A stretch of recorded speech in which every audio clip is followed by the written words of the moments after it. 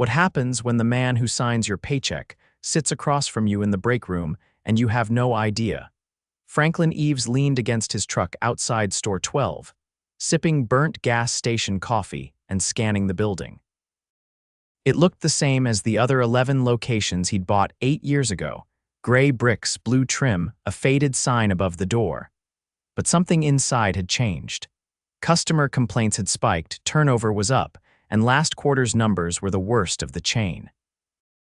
He'd had enough of filtered reports and sugar-coated updates. It was time to see it himself.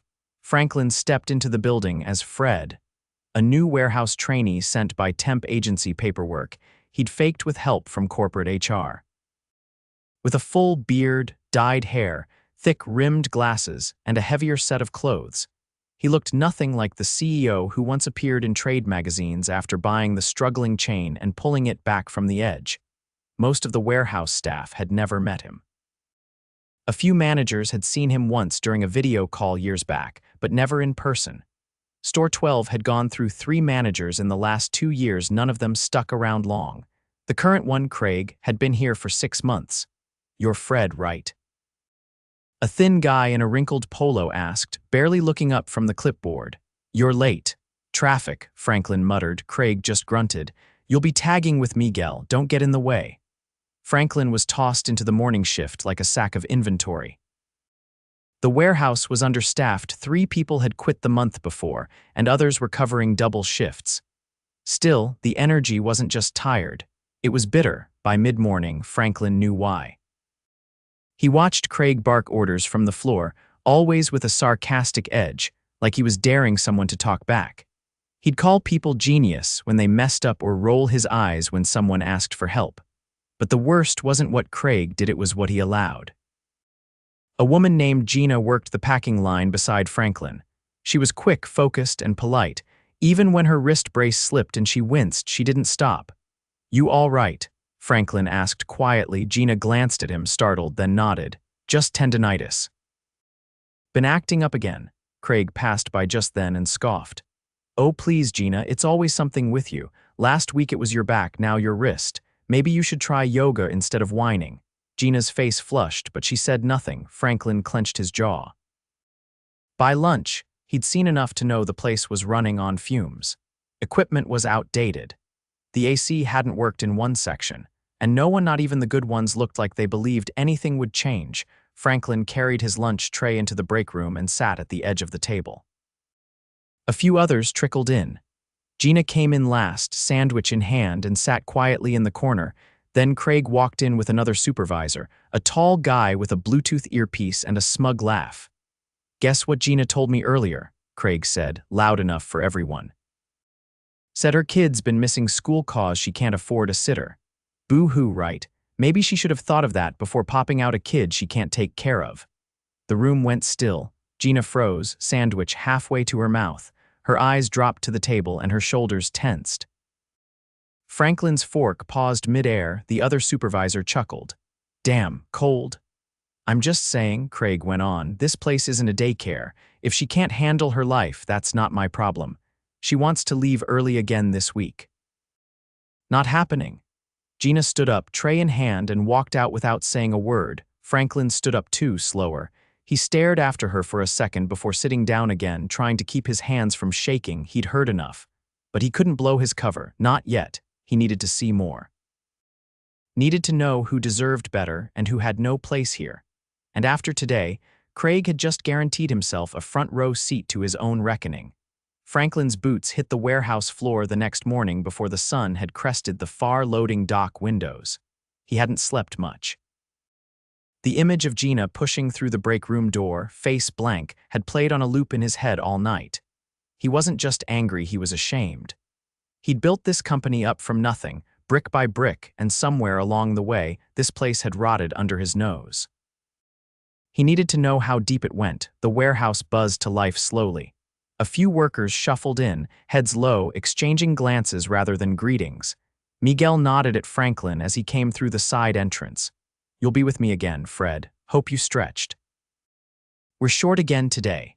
Franklin followed without a word, scanning the floor. Craig's voice echoed from the far end. already barking instructions about a delivery window being moved up. More orders, more pressure, same tone. Miguel handed Franklin a scanner and gestured toward the inbound pallets. "Start logging those. I'll hit the returns cage." Franklin knelt beside the first pallet, scanning the barcodes. His mind wasn't on the numbers. It was on the way. Miguel's right shoulder seemed to dip every few steps, like he was compensating for something. The man never complained, never slowed, but by the third hour, Franklin saw him flexing his hand behind a rail of shelving, grimacing when no one was looking. "No one's covering you?" Franklin asked as they passed near the back office. Miguel glanced sideways. "Cover? What's that?" Franklin didn't laugh, neither did Miguel. They kept moving. Just after noon, a woman from the front office came in through the swinging double doors, holding a clipboard and looking irritated. "Craig," she called. Craig appeared from behind a row of half-assembled shelving, chewing gum.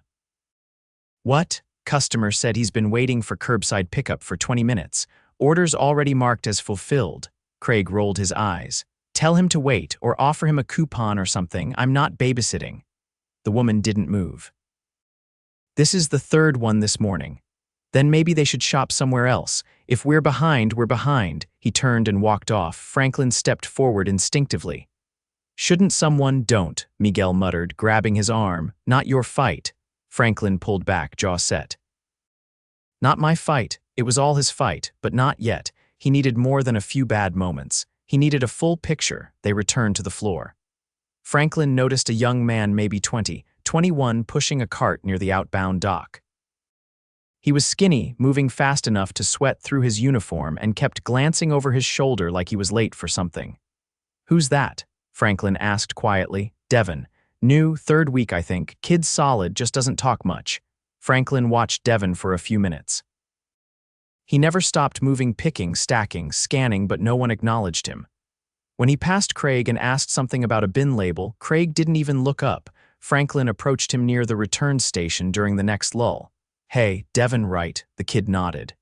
"Yeah, Fred? Yeah, you're fast. That always been your thing." Devin gave a half shrug. "Guess so, just trying to keep up." "You always this quiet?" Devin hesitated. "Just trying not to mess up." Franklin tilted his head. "Mess up how?" Devin looked away. "Craig says I ask too many questions. Told me to stop wasting time talking." Franklin's hands clenched. "You need answers to do your job right." Devin gave a small, tired laugh. "That's what I thought." Franklin thanked him and walked away slowly. The pattern was forming, and it wasn't subtle. Craig didn't just fail to lead. He actively damaged morale. He dismissed, ignored, and belittled anyone who showed weakness or asked for help. By the time the sun dipped low, Franklin's back ached and his shirt clung to him. He was wiping down a dolly near the back wall when he heard raised voices from the break room again. He moved in quietly. Inside, 2 employees stood near the vending machine. One of them, an older man with a faded name badge that read Bill, was holding a crushed soda can, his mouth tight. Craig stood across from them, arms folded. "I'm not replacing it," Craig said. "You jammed the machine." "That's on you." "I didn't jam anything," Bill replied. "I put in my money, hit the button, and it dropped half a can. It's leaking all over." Craig stepped closer. "Then maybe don't hit the button like you're trying to punch through the glass next time." Bill's jaw twitched. "I've worked here 6 years, Craig. I know how to push a damn button." Craig leaned in. "Then act like it. You were on light duty for a month after that forklift thing. You think I didn't notice you dragging your feet since then?" Bill's voice dropped. "That was a hernia." "I didn't fake it." Franklin stepped forward. "You shouldn't talk to people like that." Craig turned slowly. "Excuse me, people don't come to work to be insulted." He asked for a vending refund, not a lecture. Craig stepped closer. "You got something you want to say, temp?" Franklin didn't blink. "Yeah, you don't seem to like the people you manage," Craig scoffed. "You've been here, what, 2 days? You think you've got the whole place figured out already? I've seen enough to know that the way you talk to people is poison." Miguel appeared in the doorway, eyes wide. Behind him, a few others lingered, pretending not to listen. Craig looked around the room, then back to Franklin. "You want to play hero, fine, but don't come crying when you're cut loose." He turned and walked out, muttering under his breath. Franklin exhaled slowly. Bill looked at him. You're the first person who stood up to him in a long time, Franklin nodded. I'm just getting started. That night, he drove home in silence. He didn't need another day to decide. Tomorrow morning, Craig was done, but first, Franklin was going to sit down with every single person Craig had walked over. And this time, they'd be seen. Franklin arrived early. The sun hadn't touched the horizon yet when he parked across the street from Store 12. The building's outline was still cloaked in darkness, but the lights in the loading bay were already on. He sat for a few minutes watching. A slow stream of cars pulled into the lot, employees showing up early just like always, not out of eagerness, out of necessity. He stepped inside through the side entrance again, the same one the warehouse crew used. No one noticed his arrival. That was the point. He slipped into the staff locker area, changed into the gray uniform shirt, and walked straight to the office where Craig usually holed up before clock in. The door was half open. Craig sat behind the desk, reclining in the chair with one leg propped up, scrolling through his phone. A half-eaten protein bar sat on a stack of invoices. The computer monitor blinked idly. Franklin stepped inside and closed the door behind him. Craig looked up. "Oh, Fred, you're early. What, you forget how time clocks work?" Franklin didn't answer. He walked to the center of the room, pulled out the folding chair by the filing cabinet, and sat down across from him. Craig lowered his phone, confused. "Something wrong?" he asked. Franklin leaned forward. "Yeah, a few things." Craig gave a short laugh. "You're not about to lecture me again, are you?" "No," Franklin said. "I'm about to tell you who I am." Craig sat up. "My name's Franklin Eaves. I own this company." Craig blinked. "What?" "I've been working on the floor the last few days, watching how this place runs." "Listening?" Craig stared at him, mouth slightly open. "You're kidding." "No," Franklin said, "and I'm done pretending." Craig stood up, the chair scraping behind him. "Look, I don't know what this is supposed to be, but you can't just—" "I can," Franklin said, "and I will." The room went quiet. Franklin stood, calm and steady. "I've seen how you speak to people, how you treat issues like they're annoyances instead of problems to fix. I watched you mock a woman in front of coworkers because she asked to leave early for her child. I saw you ignore safety issues, pass blame, and dodge accountability. I've read the report's high turnover, low morale, but none of that hit me until I saw the fear in people's eyes when you walked into a room." Craig tried to speak, but Franklin held up a hand. "I'm not interested in excuses. This job comes with responsibility. You've abused it. That ends now." Craig's voice cracked. "You've got no idea what it's like running this dump." "You're right," Franklin cut in. "I didn't, but now I do, and I'm telling you, you're finished here." Craig's face flushed. "This is crazy. I've been doing what I had to. These people, they're lazy. They take advantage. You don't know what it's like trying to hold them accountable." Franklin's voice sharpened. "I saw people carrying this place on their backs while you stood by and mocked them. You think they're the problem. You're blind." Craig's hands curled into fists at his sides. "You're making a mistake." "No," Franklin said quietly. "I made one by trusting you to lead. That won't happen again." He opened the door. "Clean out your things. You're done." Craig stood frozen for a second, then stormed past him, muttering under his breath. Franklin didn't follow. He walked out the opposite door, down the hallway, and into the break room. The crew was trickling in for the morning shift. Miguel sat at the far end, rubbing his shoulder. Gina stood by the coffee machine, still in her jacket, staring into a paper cup. Devin leaned against the wall, earbuds around his neck, head low. Franklin stepped to the center of the room and cleared his throat. The chatter stopped. "Morning," he said. "My name's Franklin Eaves. I'm the owner of this company." Silence. A few people straightened up. Gina turned, eyes wide. Miguel blinked like he wasn't sure he'd heard right. "I've been working here undercover the last few days," Franklin continued. "I needed to see for myself what was happening in this location. I've seen enough." He looked around the room, meeting every pair of eyes. Craig's gone. Effective immediately, he no longer works here. Still, no one spoke. "I know there's been a culture here that told you to stay quiet, to suck it up. That ends today." Miguel stood slowly. "You're serious?" "Yes," Franklin said, "and I'm going to need your help." He turned to Gina. "Can you stay behind a few minutes? I'd like to talk." Gina nodded silently. Franklin addressed the rest. "The floor still needs to run. I'll be out there in 15. But before that, I need to hear from the people who have kept this place afloat." He stepped aside. One by one, the others filed out.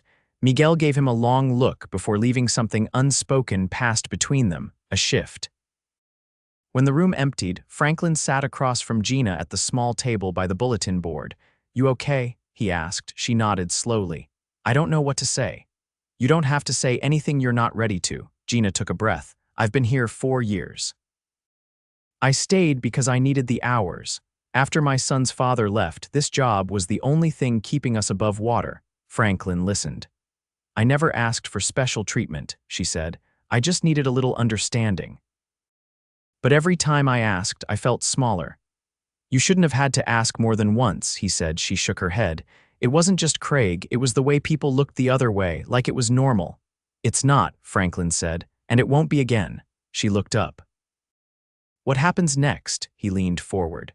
"I'm bringing in an interim manager from another location, someone I trust. They'll be here by tomorrow. Until then, I'm staying." Gina's eyes widened. "You're running the floor. For now, I'm not going to fix this from a distance." She gave a quiet laugh. "You're not what I expected."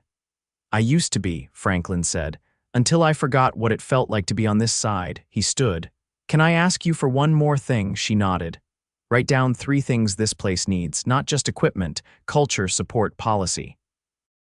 "Whatever comes to mind." Gina looked surprised. "You really want that?" "I do," he said. "And I'll read every word." She nodded again, slower this time. When she left the room, Franklin didn't move. He stared at the table for a long time, then he stood and went back to the floor. He picked up a scanner and got to work. The following morning, Franklin returned to store 12 without the disguise. No glasses, no beard, no heavy flannel shirts, just a navy windbreaker jeans and the same steel toe boots he'd worn on the floor. He walked through the front entrance at 6:40, 15 minutes before the warehouse crew was set to clock in. The shift buzz hadn't started yet, but the break room lights were on, and someone had already brewed the first pot of coffee. Franklin walked in and sat down at the corner table, setting a legal pad and pen in front of him. One by one, employees entered, slowing as they saw him. Some looked confused, others wary. Miguel froze in the doorway, still rubbing his right shoulder, then came in and sat at the far end without saying a word. Devin leaned against the wall beside the fridge, arms crossed. Gina arrived last. She gave Franklin a small nod, then sat near the window with her coffee.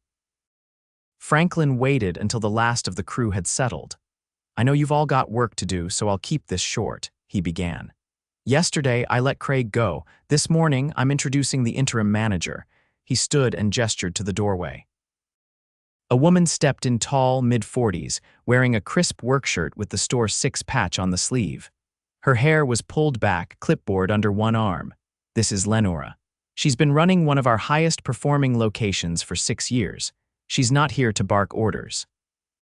She's here to stabilize, observe, and help me get this store back on its feet." Lenora gave a single nod. "I'm not here to fix everything overnight. I'll be asking questions, I'll be listening, and I'll be in the aisles, not behind glass." Franklin looked around the room again. "Some of you are probably wondering what happens next, so I'll tell you. We're hiring 2 new full-time floor staff. The job postings go live this afternoon. Until then, we're going to prioritize safety and pacing over volume. No one's pushing past their limits for the sake of a number on a spreadsheet." Miguel raised a hand cautiously. "What about overtime? We got told last week that hours were capped." Franklin nodded.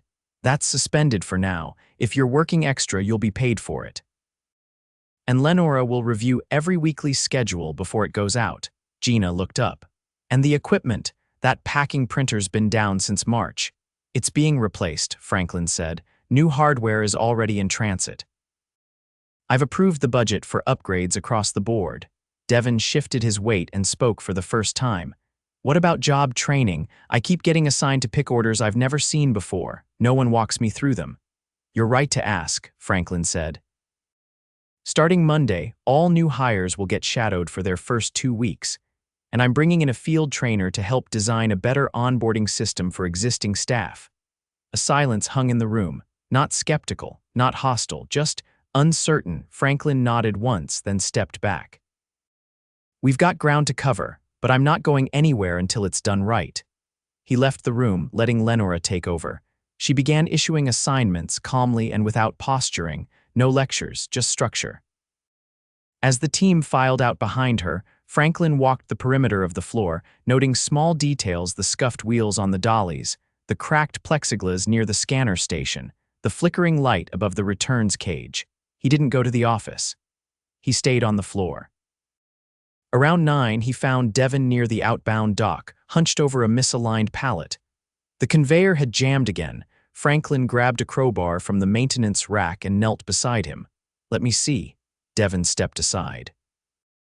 Franklin adjusted the angle, cleared the blockage, and reset the rollers. "You've got good instincts," Franklin said. Devon exhaled. "I don't always know if I'm doing it right." "You're doing better than most would under the circumstances." Franklin stood. "You mentioned training. If I bring someone from HQ to work with you one-on-one for a few hours each week, would that help?" Devon hesitated. "Yeah, that'd mean a lot." "Then we'll make it happen." Franklin clapped him lightly on the shoulder and moved on. Near the returns cage, Bill was sorting damaged items, his movements slower than the rest of the crew. Franklin crouched beside him. "You've been back here a while," Franklin said. Bill looked up. "They stuck me back here after the forklift incident. Said it was safer." "You think that was fair?" Bill shrugged. "Not really.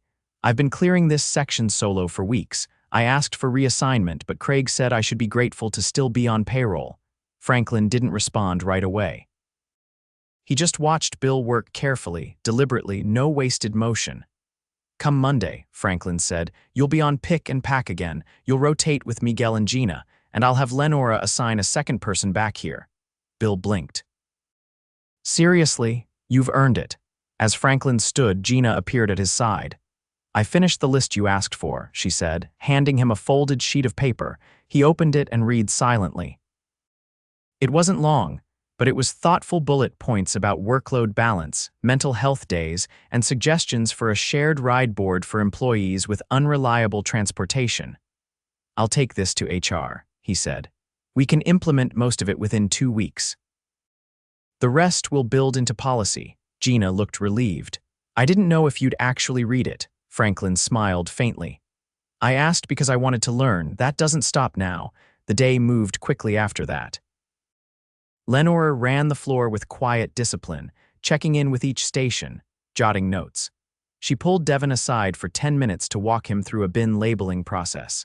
She asked Miguel about workflow timing and redistributed 2 tasks to ease pressure on his shoulder. No one was rushed. No one was shouted at.